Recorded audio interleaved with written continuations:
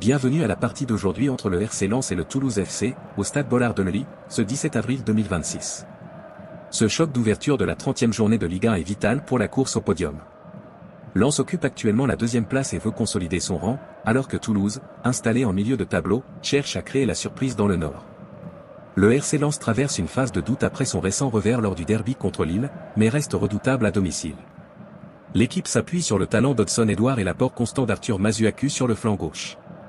Le Toulouse FC, 10e, compte sur les parades décisives de Guillaume Rest et la vision de jeu de Yann Jobo pour déjouer les plans des 100 et or. Le match aller en janvier dernier a vu les Lensois s'imposer largement 3-0, marquant ainsi leur supériorité technique. Tactiquement, le pressing intense imposé par Pierre Sage aujourd'hui se heurte à un bloc toulousain qui privilégie la vitesse en contre-attaque. Cette confrontation dans l'ambiance unique de Bollaert promet une intensité physique rare alors que les points deviennent extrêmement chers en cette fin de championnat.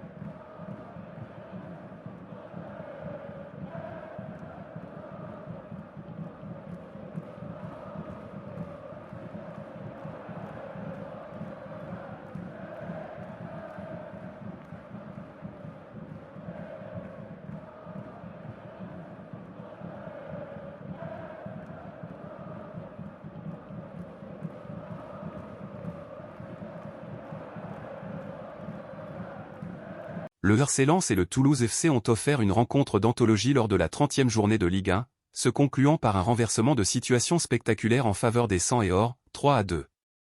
Le début de match a pourtant tourné à l'avantage des Toulousains, qui menaient 2-0 après seulement 13 minutes de jeu grâce à une frappe lointaine de Christian Casser, 6e, et une tête de Sonny Kumbassa, 13e. Malgré l'expulsion de Yann Jobo à la 17e minute, le TFC est parvenu à conserver son avance jusqu'à la pause.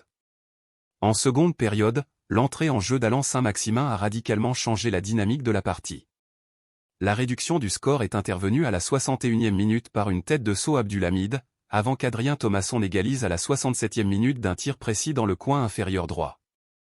Alors que le match semblait se diriger vers un nul, le dénouement a eu lieu dans le temps additionnel, à la 91e minute, Ismaëlo Gagnou a surgi sur un corner pour placer une tête imparable en pleine lucarne, offrant ainsi une victoire héroïque au public du stade Bollaert de Neuilly.